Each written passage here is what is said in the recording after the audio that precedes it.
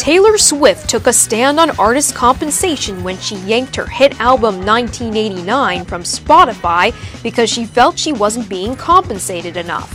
Artists have since made headway on royalties for songs streamed over the internet, but they're still fighting to get paid when their songs are played on the radio. Music producers and artists have been lobbying Congress for the past couple years to pass the Fair Play, Fair Pay Act. The legislation would require broadcast radio to pay artists and record labels when their songs are played on the radio. Harvey Mason has written and produced songs for Elton John and Justin Timberlake, and written musical scores for the movies Dreamgirls and Pitch Perfect, to name a few. We're trying to, more than anything, make sure that the artists get compensated. Right now with terrestrial radio, we're not. We're not getting paid zero, not $1. The U.S. is just one of 5 countries in the world, next to China, North Korea, and Iraq, that does not pay royalties to artists and labels for songs played on the radio. That also means that since the U.S. doesn't pay their singers for songs played on the radio, artists are missing out on royalties for songs paid overseas.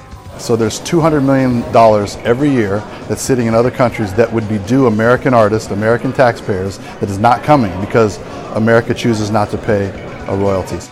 Radio broadcasters are fighting paying singers royalties, the National Association of Broadcasters said in a statement.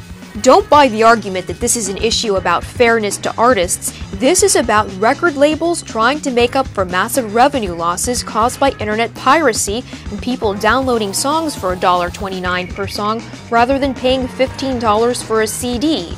Local radio jumpstarts the careers of new musicians and sustains the careers of legacy artists through free promotion of their music. This, as the music industry was watching when the Copyright Royalty Board last year increased the amount of royalties streaming services like Pandora and iHeartRadio pay artists and record labels, though not as much as singers wanted. And now streaming accounts for just over half of total industry revenues. U.S. music sales jumped 11% last year, hitting nearly $8 billion.